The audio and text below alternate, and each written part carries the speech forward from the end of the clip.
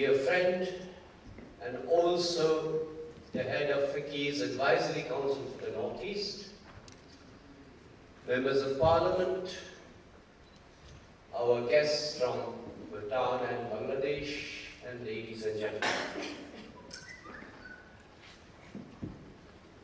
The task that's been given to me is to talk about inclusive growth in the Northeast.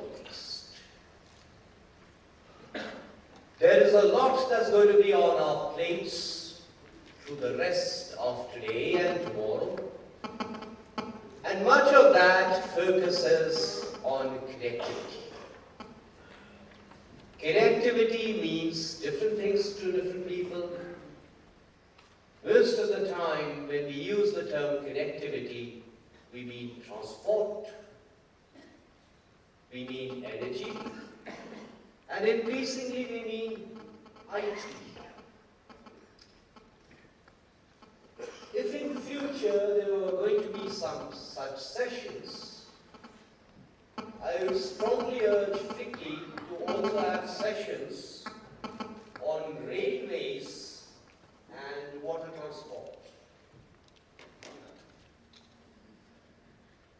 But my job is not to preempt the discussion. As I said, the brief that's been given to me is to talk about inclusive growth in the Northeast. The Northeast, as you've already heard, has special problems. But the question to ask is the template of inclusive growth, notwithstanding those special problems in the Northeast, any different from the template of inclusive growth anywhere in the rest of the country? In the limited time that I have at my disposal, almost in bulleted fashion, I want to make a few stray remarks. The first remark I want to make is on the concept of inclusive growth, or my favored expression, inclusive development. What does it really mean? It is my belief that no one who's able-bodied, it is my belief that no one who's in the working age groups is voluntarily poor. Every individual wants to better his or her life. I'm not talking about those who are disabled, I'm not talking about those who are old, I'm talking about those who are able-bodied and in the working age groups. So if that individual is not able to better his or her life, the reason must be some constraints. And these constraints are essentially in the nature of what can be called inputs in the productive process. That can be access to the judicial system. It can be transport. It can be water. It can be electricity. It can be financial products, it can be land markets, it can be markets in general, it can be information technology, it can be skills, it can be health, it can be education. These, broadly speaking, are what we can describe as public goods and services. So if an individual is poor, the individual is poor because these public goods and services are not available or are not available satisfactorily enough.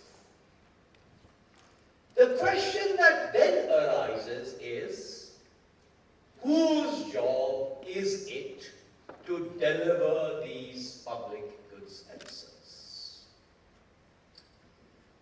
At a very broad brush level, these public goods and services need to be delivered at that very, very broad level by government. And I will qualify that expression government in a moment. Is the government's job to deliver these? because many of these are characterized by market failures, many of these are characterized by positive externalities which markets cannot handle. The next point I want to make, and this is an important point,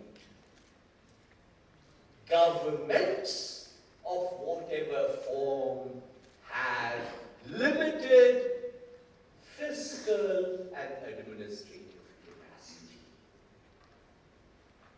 There are limited amount of resources available, and there needs to be a prioritization of those resources. Government will not be able to do any of them satisfactorily.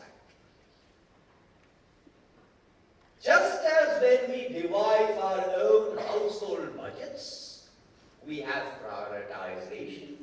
There has to be a prioritization of government expenses. Every time I subsidize Air India, I'm not picking on this with us, that was a convenient example. Every time I subsidize Air India to run an unremunerative service, that resource has an opportunity cost. That means I will probably not be able to build a bridge that I wanted to build. If we took a vote around this room, eventually I believe all of us would agree on what the major priorities are. And I think the major priorities would be 1. Law and order, 2. Transport/roads, 3. Water, 4. Electricity. If you ensure the roads, the water, electricity, if you ensure the law and order, in a vast majority of cases, even the education and even the health will follow. So to my mind, the prioritization therefore is those items that I just mentioned.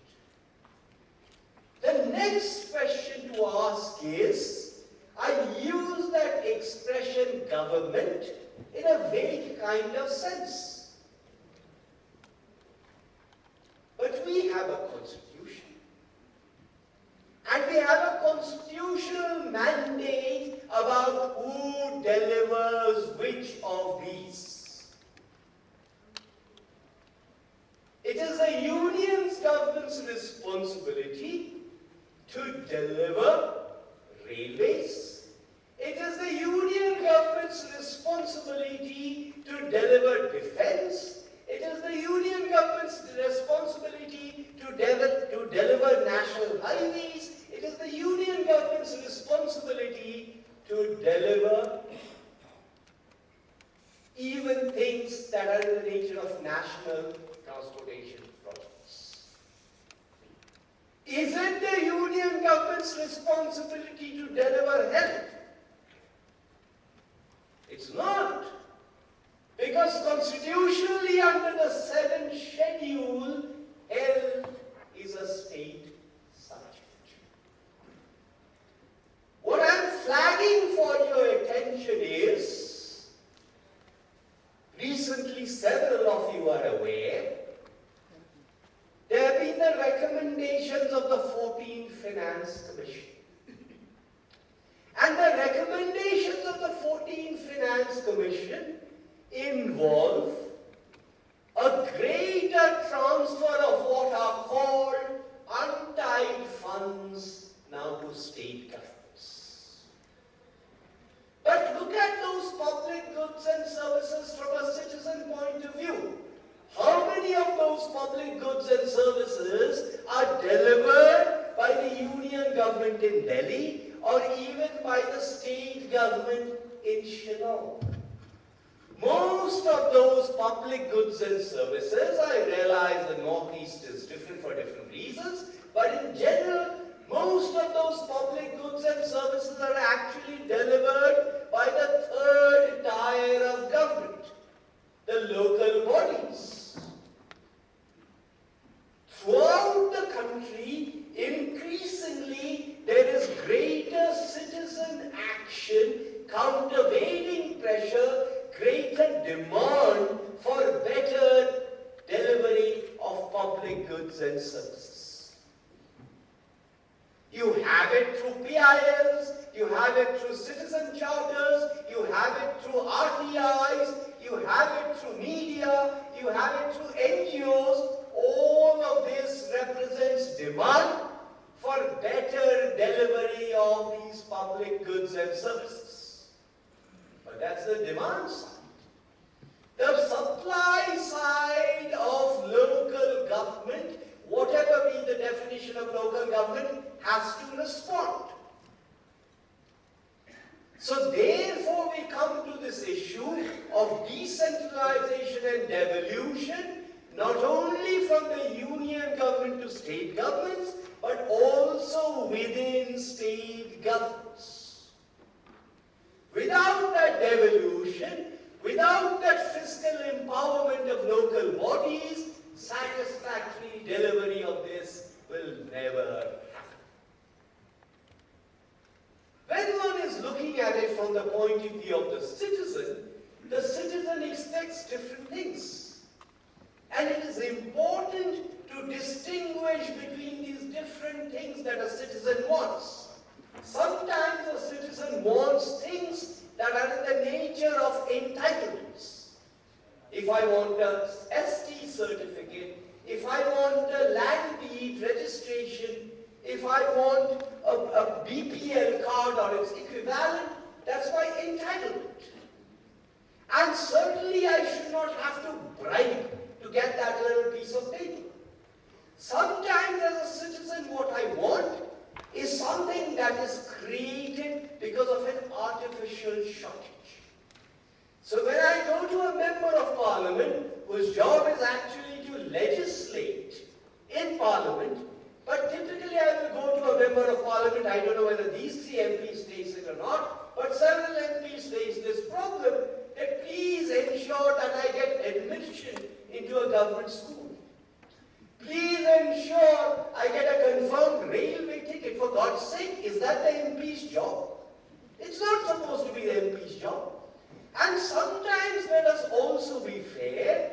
Not only is it the case that rules and regulations are not very transparent, and we can eliminate these petty forms of corruption by increased use of IT and eliminating the human interface. But also to be fair, sometimes as a citizen, I bribe to bend the rules in my favor. It is not a case always of an entitlement. It is not always a case of my obtaining access to something that I should obtain in any case, but also an instance of the rules being bent by the petty functionary in my favor. Let me now move on to another point. Despite what I said, there can be a case, certainly in the interim, for the government to subsidize specific individuals. Since 1991, we have gone round and round in circles trying to identify the BPL population of the country. Now, finally, we have some kind of consensus, at least for rural India, in terms of what is called the SECC, which is not a survey, it is a census.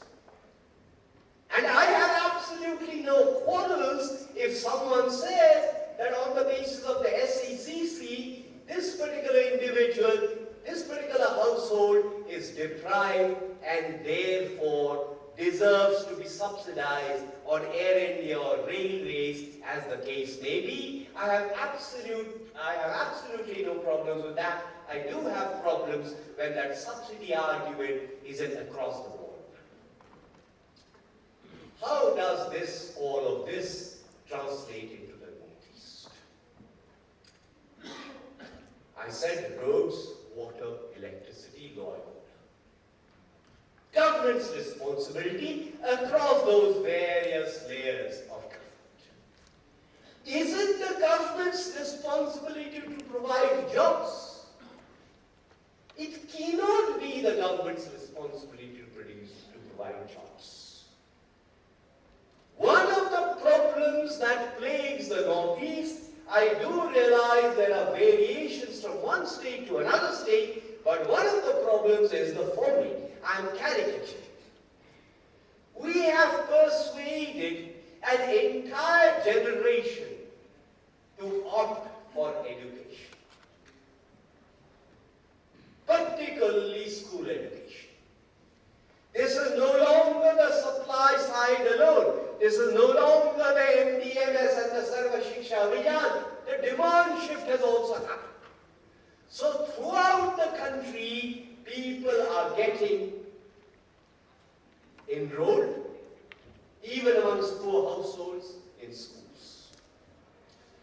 Once you have that, expectations of the kind of employment opportunities that will result change. You are no longer content with whatever was the traditional form of occupation, be it in agriculture or elsewhere.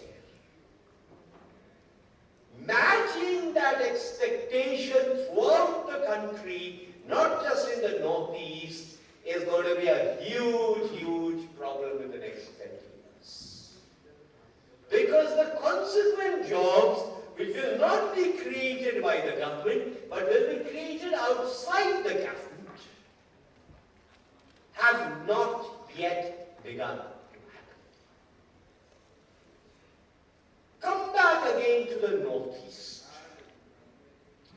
There are several initiatives that I need not document, I need not mention, which have essentially begun to mean a greater regional transportation integration of the Northeast with the rest of the country.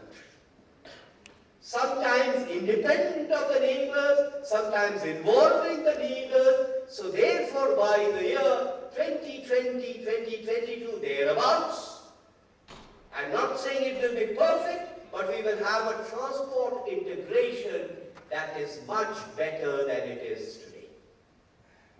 Does that solve the problem? I don't think it does. Because again, constitutionally, most factor markets are state government subjects. Most natural resources are state government subjects.